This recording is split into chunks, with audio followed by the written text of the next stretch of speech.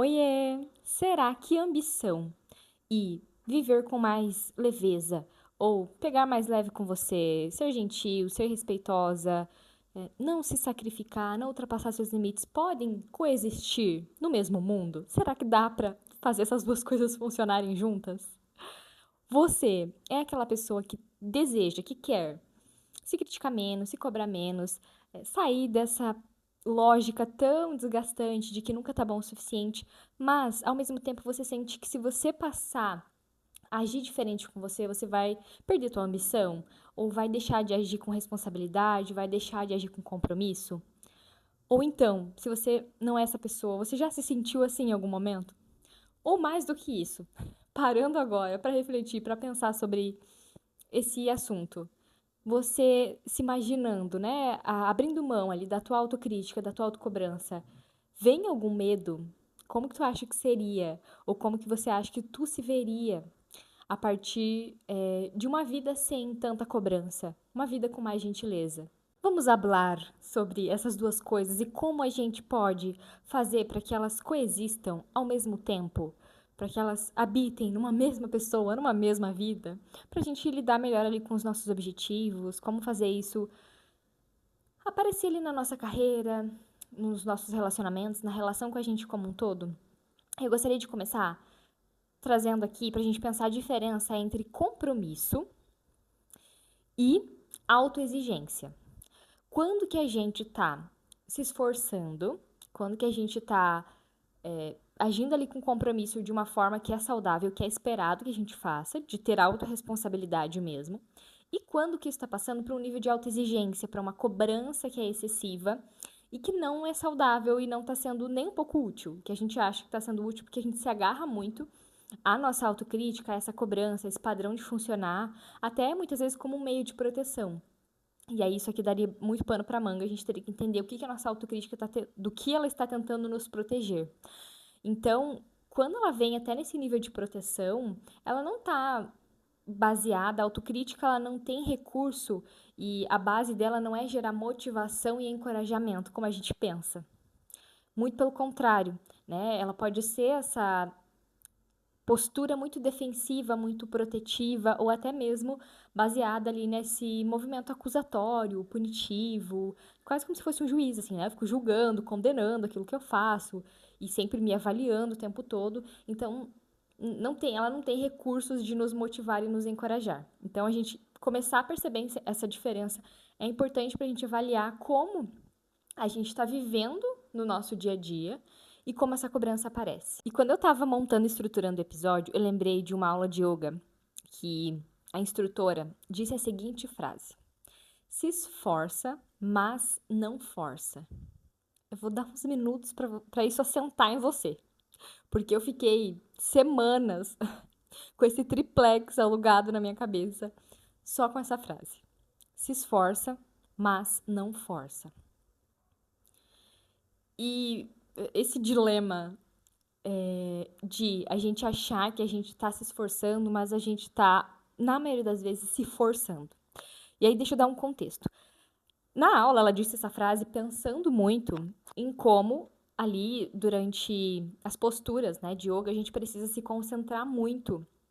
Atenção na nossa respiração, no movimento do corpo, nessa mobilidade, né? Tá atento ali os sinais de respiração mesmo, concentração, para que a gente se mantenha o mais tempo possível dentro daquela postura e que a gente consiga fortalecer cada vez mais o nosso corpo, enfim, dentro ali do período ali das posturas de yoga.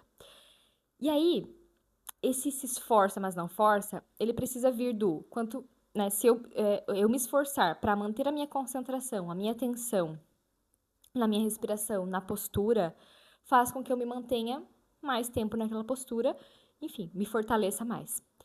Se eu forço, eu corro o risco de ficar menos tempo naquela postura e até mesmo de me machucar, de me lesionar. Né? Porque se eu tô forçando muito, é igual você pensar em qualquer esporte ou atividade, exercício físico. Né? Se eu tô na academia, eu tô forçando lá com uma carga que, obviamente, o meu corpo não está num estado para fazer o exercício naquela carga ou sei lá, em tantas repetições, ou se eu tô forçando, fazendo um movimento errado, uma postura errada, obviamente, é certo, eu vou me lesionar de alguma forma. Ou, enfim, vou me machucar, vou ficar com dores, isso vai me impedir de voltar, de praticar na frequência que eu tava. Então, a gente, na vida, muitas vezes, acha que a gente tá se esforçando, mas a gente tá se forçando.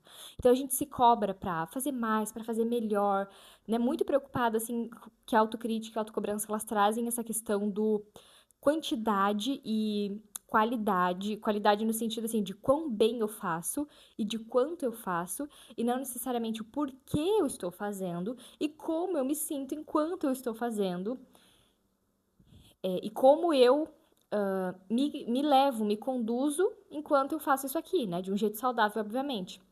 A autocrítica não se preocupa com esses quesitos, assim, básicos. Então, às vezes, a gente tá na vida se forçando, achando que a gente tá se esforçando. Então, aqui, a gente já pode alinhar entre nós que nem toda cobrança é um sinal de que a gente está comprometido com aquilo, ou é um sinal de comprometimento.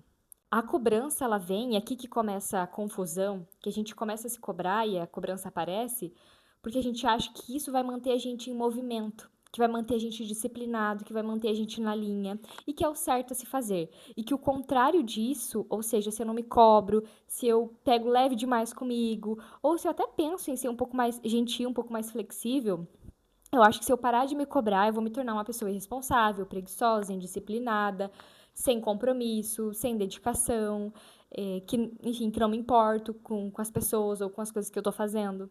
Não é assim mesmo que acontece na vida? Não sei, essa é a tua experiência? Tu se sente assim? Tu pensa dessa forma? Me fala, tá fazendo sentido? Eu preciso saber se estamos alinhados e alinhadas aqui nesse ponto. Então, vai me escrevendo aqui pra eu achar que.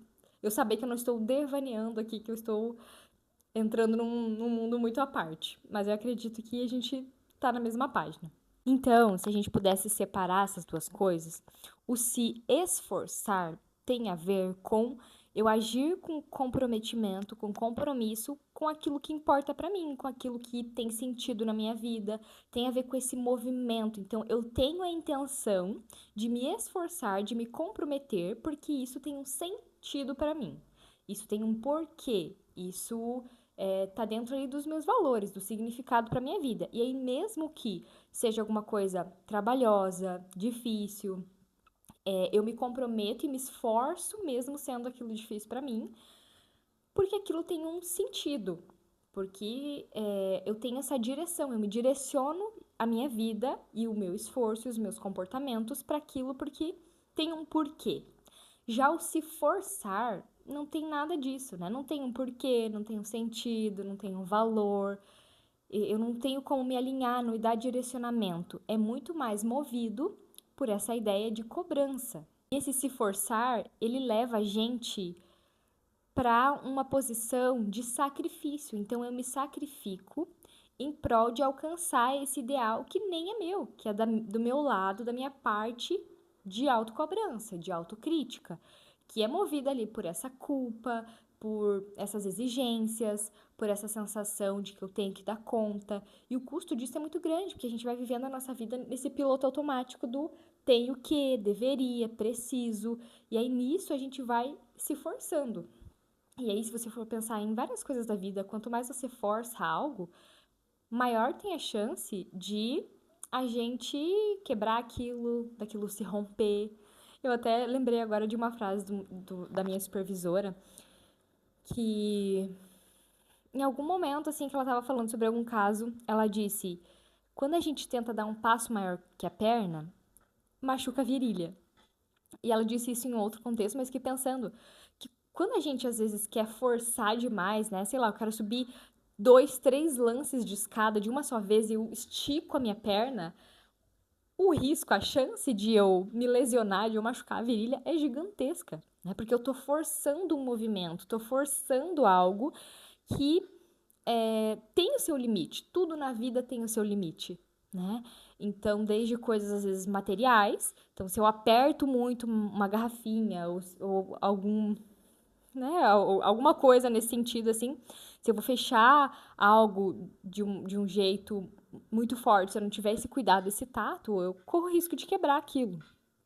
Então, com a gente, nesse movimento da gente querer se esforçar, da gente querer se encorajar e se motivar, a gente pode estar indo muito para uma linha de se forçar. E aí, como que a gente pode identificar isso na gente mesma? Uma forma da gente fazer isso é a gente tentar perceber e identificar quem que está segurando o volante, quem que está assumindo essa viagem, esse carro, esse ônibus, esse avião, o automóvel que você quiser.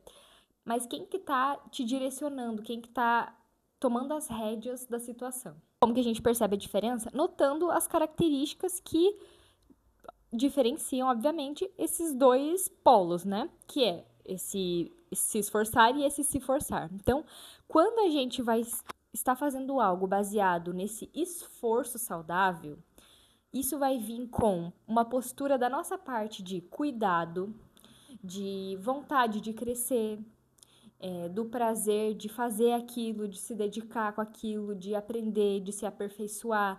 Então, a minha mentalidade, né, a minha ideia de que, tá, eu vou fazer isso aqui, vou me aperfeiçoando, vou aprendendo no caminho, vou mudando no caminho, porque isso importa para mim. Eu escolho fazer isso.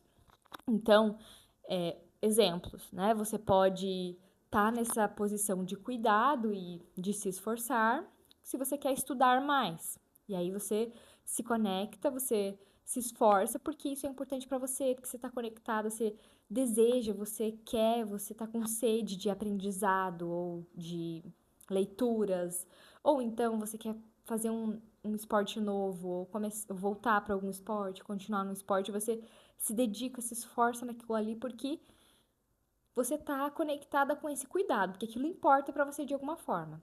Já no se forçar, a diferença vai ser muito nítida, porque vai ter essa autoexigência que vai vir até de comparação com outras pessoas, de culpa, desse senso de obrigação.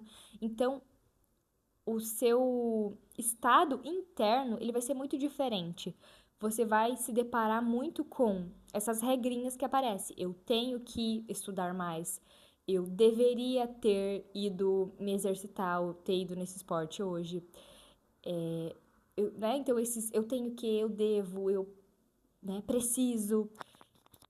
Muito baseado nessa exigência, nessa cobrança do eu me forço a fazer aquilo, porque eu tenho que fazer aquilo, e não porque eu quero, eu escolho fazer isso. Então, veja como é muito diferente. Eu tenho que do eu escolho fazer isso. Isso é importante para mim nesse momento. Isso faz sentido para a minha vida. São posturas totalmente diferentes. E aí, ao invés de, por exemplo, eu já me peguei muitas vezes querendo estudar mais, ler mais, só que eu não sabia diferenciar, eu não sabia qual desses dois polos, dessas duas partes, estavam tomando essa decisão por mim. E muitas vezes foi a parte da cobrança, da autoexigência, do se forçar. Porque vinha essa sensação do você não sabe tudo, você precisa estudar mais, porque você precisa saber sobre vários assuntos, porque tem tanta coisa para estudar e você ainda não estudou nem um terço do que tudo que tem para estudar, e obviamente nunca vou, porque sempre vai ter muita coisa para estudar, né? Mas eu me via escolhendo muito isso baseado nessa cobrança. E recentemente, inclusive nessa semana, eu senti um desejo assim de aprender alguma coisa nova. Então, de pegar algum assunto, de pesquisar sobre aquilo, de refletir, de pensar como isso é aplicável na vida, como é aplicável para os meus pacientes. E aí eu parei para analisar e eu realmente estava mais conectada com esse desejo, né, e com esse cuidado do, nossa, isso acho que vai me atender, isso vai fazer bem para mim. E não localizei, pelo menos até o momento, né, nenhuma regra ou nenhuma voz baseada ali na crítica do você tem que fazer isso, porque se você não fizer, você não é uma boa profissional, você não é dedicada, você não é, né? Aí a gente já tá olhando para esse lado crítico do se forçar. Então, essas características que diferenciam esses dois polos, elas, assim, são ótimas para a gente se basear e perceber quem que tá tomando as rédeas. E agora, vendo essa diferença, a gente pode perceber que o se esforçar, ele é muito mais um gesto gentil, então eu me motivo e ajo com compromisso e dedicação comigo, porque aquilo importa para mim, aquilo importa, sei lá, para os meus relacionamentos, para a profissional que eu quero ser, para minha vida como um todo, do que o se forçar. Se forçar vai ser muito ali na crítica, né? E aí, quanto mais eu consigo me conectar com aquilo que importa para mim, mais motivada eu vou estar e mais encorajada eu vou estar para continuar fazendo aquilo.